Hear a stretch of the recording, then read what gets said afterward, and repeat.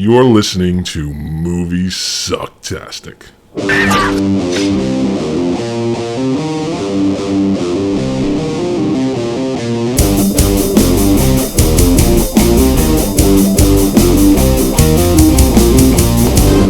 only survivors were street animals, dogs, cats, and rats. From them, a new race of mutants evolved.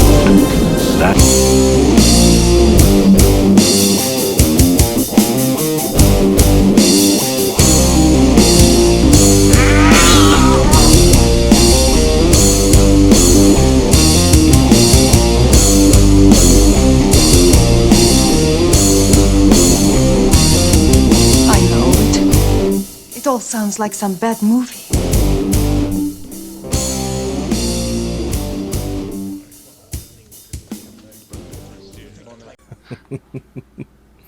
So, Needle pulling thread. yeah, which film do you want to? I mean, obviously, I guess we'll tackle Heavy Metal first. It came out first. Yeah, let's go in chronological order. I think that makes sense. Okay, I think it's also safe to say that Rock and Roll was partially made because Heavy Metal. I think so. Oh yeah, definitely. yeah? Because it was the Canadian company. See, Heavy Metal is Canadian produced as well, and it was just Columbia, Sony, or actually Sony owned them later, but Columbia Pictures is who put out Heavy Metal. But there was a lot of Canadian producers and influence. I mean, like John Candy from SCTV. I mean, there's a whole Eugene Levy. Huh? You have to cast at CTV there. Pretty much, yeah. And it's that's all Canadian based, and the producer. I mean, they all collaborated on it, and they got it made. Ivan Reitman, he produced. It just all of these, minds came together. Mostly Canadian. They made the movie. Rock and Roll was made by a company called Nelvana, who now makes Nickelodeon TV shows. They were trying to get into the business of animation for adults. They were trying to be different than Disney and everything that was out at the time. They were trying to go the way of like American Pop, like Ralph Bashki stuff, Fritz the Cat. They were trying to go in that direction.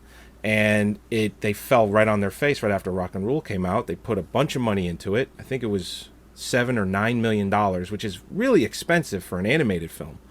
Sure. And it just basically flopped. Didn't make any money, and Nelvana just kind of went by the wayside. You only started seeing them do Nickelodeon stuff. And Rock and Roll literally sat on a shelf collecting dust until around 5 or 6 years ago, when a company called Unearthed Films bought the rights. They bought the film, they restored it, released it on DVD, and then just recently, within the last year, took another big chance and remastered it again and put it on Blu-ray. Now, I remember seeing it on cable as a kid. Yeah, it was it was on Showtime. It was a Showtime. Showtime was showing. They were showing it a lot when I was growing up. Right. And then after they were done with it, when they didn't have the rights to it anymore, Bravo was showing it often, but late night. You'd see it at like 2 a.m. And before the days of DVR, you'd literally have to go by your cable guide listing about when it was going to come on. And you'd see a lot of VHS rips on the internet. You'd see a lot of bootlegs off of cable and cassette and things like that. Even it came out in 1983, I think, or 84 on Laserdisc. And that, I mean, I had a bootleg of that. I'm not ashamed to admit it, because you couldn't get it anywhere else. And it was on Laserdisc. So, and I think you have my copy, or I made you a copy of it, because it was the only way to get it. I have a copy, yes. Yeah. And it's got this nostalgic, gritty feel to it when you watch the Laserdisc rip. Oh, definitely, yeah. And now, also, wasn't there, I was reading somewhere that there was an American version. There's two different versions. There's two different versions of Rock and Roll. The version that we are accustomed to, the one that we've seen growing up, is the American version. The difference between the American version and the Canadian version is Omar is played by a different guy in the Canadian version. He sounds more like your typical, Brooklyn, like, hey, how you doing? You know, kind of like that. Whereas the American Omar is a little bit better spoken.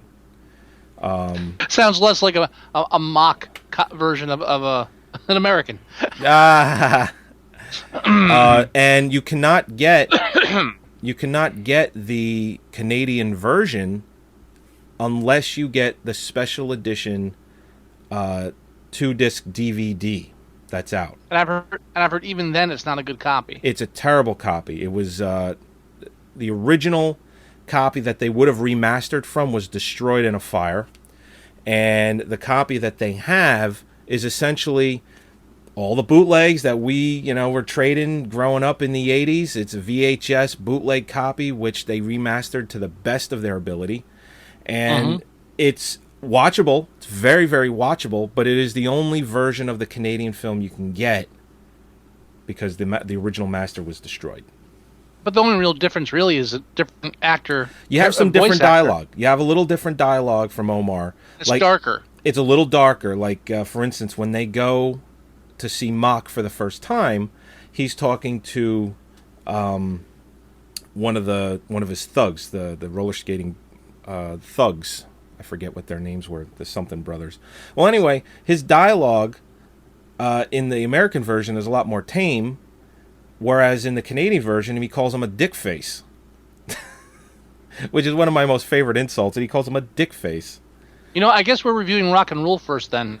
I guess. Well, you brought it up. You started talking about the poster and everything. I just got kind of... Well, it kind of went into that. As we said, we're going to start with rock and roll. Yeah, that's right. And then go into the heavy metals. There you go. I'm like, wait a minute. Aren't we supposed to be talking about... I went to check out the brother's name for you. I was like, why is heavy metal on my screen? Oh. Ah. They were the... Yeah, I don't Dizzy, Toad, and Stretch. Yeah, but they were like the Rolling Something Brothers. Yeah. Oh, I'm embarrassed now. I wasn't paying that much attention. It's one of my all-time favorites, and I'm just foggy on it. They only mentioned it once briefly. They only mentioned it once. And even when he says it, I didn't even hear it fully because they're punching each other when he says it. Right. So it's even kind of muffled. That's why it's not. It's totally behind the scene. Yeah, and when he calls the one Zip, he calls him stupid. He goes, "I love it when he talks French." It's one of those things that just stuck with me as a kid. I remember seeing that for the very, very, very first time. Oh, you know what? It wasn't a Showtime film. It was HBO. It was HBO. I remember seeing it on. I know, I'm a stickler for details. I remember seeing it for the first time on HBO, and I caught it about halfway through when MOK, he gets them after they go to his house, and he drugs them up and turns them into idiots. The one character, the friend, he moons them as the car drives away. Like that's after and it was the first time I seen anything like that in a cartoon. Where one of the characters just shows his ass. So even back then, I was like, "Oh, there's something different about this." One of the lines that always stuck with me as a kid that I remember like to today was when he's talking, when MOK's there and he's talking. Have you heard would you think my latest album? And Om's like, yeah, it's right? Omar. Yeah. Omar's like, yeah, I bought that. My gerbil uses it as a room divider. And then he starts kissing her. And for some reason, that just tickled the shit out of me. It's great. And when he starts kissing her hand, he goes, better get some antiseptic on that before it festers. It's just, did you get to rewatch it? Yeah, yes, I did. I mean, even 30 years later, because 30th anniversary is next year, it's still one of my all-time favorites. I look at it even today, even with its flaws, which I don't find many of in the film, even with some of its flaws, I just still think it's one of the best animated films you're going to find in that era. If you look back in the 70s, like the Bashki stuff, doesn't even come close to this. Well, I mean, it's still impressive, and I'll be honest. I mean, I spent a lot of time in comic book stores around the high school time, and there were certain animated films that were worshipped, Akira, Right. Bakshi's Fire and Ice, this, and I got to tell you, I mean, like when someone would come in and say, "Oh, I got a copy of the Lord of the Rings," Oh, the Batchke's the, but Lord of the Rings. He did them all. He did, Fellowship. right, and that one where they rotoscoped the monsters. Yeah, that was in Lord of the And, Rings. and that was, and they bring this stuff. Oh, this stuff's great. I'm watching it. See this? I'm finding. I think it's boring, and the animation never really like Fire and Ice. I'm sorry, the animation doesn't impress me. I know I got my own issues with Ralph Bakshi to begin with, but what I'm saying is, I go back now. It's what 20, 30 years later. No, Yeah. it's 30 years. Oh Jesus, 30 years later. Yeah, and Fire and Ice came out. The came out the animation same year. still impresses. It's still some really nice visuals. They really play with it. It's got that heavy metal feel to it as well. Yeah, yeah, and you know what's really great about it is heavy metal isn't available on Blu-ray yet, as far as I know. I looked for it. It's oh no, it is available on Blu-ray. I'm sorry, I do. Duh, I own it. Rock and Rule is also available on Blu-ray, and they fucking remastered the shit out of that, and it looks. Because I take it you watched the DVD version of it, of Rock and Rule. I watched a copy of Rock and Roll. I watched the Laserdisc copy that I got from you. Oh wow! I mean, it Yeah. is so much more impressive in Blu-ray. I mean, it's amazing what they were able to remaster with this. I mean, the reds are red, sure. the blues, everything is just really, really vibrant. It looks. I would imagine this is exactly how it looked if you were able to see it in a theater.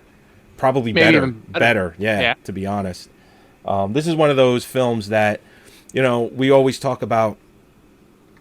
I don't need it on Blu-ray. It's a film made in the 80s. It doesn't need to be on Blu-ray. It's not going to look any better. This is an instance where, from Laserdisc to VHS to DVD to Blu-ray, you definitely see a significant difference between all of them. Mm-hmm. Blu-ray is just the ultimate cut. So, but and it's got some extra features on the DVD and Blu-ray as well, like the Canadian version, which I highly recommend for anyone that is interested in it. You may even want to watch the Canadian version first, and then watch the American, because the Canadian one is the version that they wanted everyone to see. It didn't test well, so that's why they changed Omar's voice and some of the dialogue and all that, and that's why there's two versions. Even when it released in in theaters in America, didn't they retitle it the Ring of Power? That was never a final title for it. Oh, they do have okay. in the extras, they do have screenshots where that instead of Rock and Rule loads up, it's Ring of Power, which makes perfect sense. Well, yeah, because there's that one scene where he actually uses the ring, and in the first 10 minutes. right. The only thing that ring was for was just to find the voice. That's it. I think they should have called it Omar and the what was it, the Day Sitters? The name of the band? Yeah, no, when they went goofy. Oh Near the yeah, end, yeah. It was Omar and the Day Trippers. yeah, in Ohmtown, or the it was the Ohmtown something or others. I Could call it that. I don't remember. But yeah, it's just a movie from my childhood. I just, even to this day, I love it. Absolutely love it. The one thing it had on over heavy metal is that it's original music. You've got instead of just having right popular music in there, you've got popular musicians. You've got Iggy Pop, you got Deborah Harry. You got Iggy Pop, Deborah Harry, Lou Reed, Earth, Wind and Fire. Actually, it's on the poster. Cheap Trick, Earth, Wind and Fire, Debbie Harry, Lou Reed, Iggy Pop. And they all did original music for the film. As a matter of fact, Debbie Harry, she did a song for the movie called, I think it was called Angel's Voice or Angel's Song, which years later, she kept the music but changed the lyrics altogether and re-released it. Smart move. Well, I will always associate it with the film, And hearing any other version of it, it just seems weird to me. But I could imagine to her, because the film, when she did it, was just, collecting dust and obscurity. It just, people heard of it, but not a lot of people saw it. So when she redid it, it was like, well, you know what? I've always liked the song. Maybe it'll be a hit. Maybe I'll get a second shot at it. And that didn't happen, but she did re-release it, and I mean, it's a great song. It's better in the movie, in my opinion. But you're right. It is all original music. And a lot of the music in the film is good, too. It's not just, they just threw it together. It's good music. Even the Earth, Wind, and Fire song was because it was done in like a disco or like it was in the future, but it's like this post-apocalyptic future, and it fits. And there's some damn good songs too. I mean, Lou Reed's "Mock." My name is Mock. Thanks a lot. My name is Mock. Thanks a lot. One of my favorites. Thanks a lot. I mean, the Mock animation. Anybody who hasn't seen the film, the basic story is it's the future where World War III has wiped out all humankind, and everyone Dogs, around cats, and rats. Those are the only things left alive. Evolved into humanoid people, and so Mock is this big. And which one is Mock? Is he a rat? It's really kind of hard. You know what? You don't really know if he's a rat or a dog. He's definitely not a cat. He's the only one that almost seems human, Yeah. Well, and you know what, too? Just a little history about Mock. His name in the film is Mock Swagger. And he's supposed to be this combination of Iggy Pop and Mick Jagger. And he is. Well, it is. It absolutely is. But the problem is, his name is just Mock in the film and the credits. They had there's actual rock and roll promo stuff from the early '80s, like behind a backstage pass that has his picture on it. It's like all kinds of cool stuff. They never got to fucking do. Well, anyway, his real name is Mock Swagger, but in the credits it doesn't say that because Mick Jagger actually did a cease and desist. He was going to sue them if the name Mock Swagger came out in any way for the film.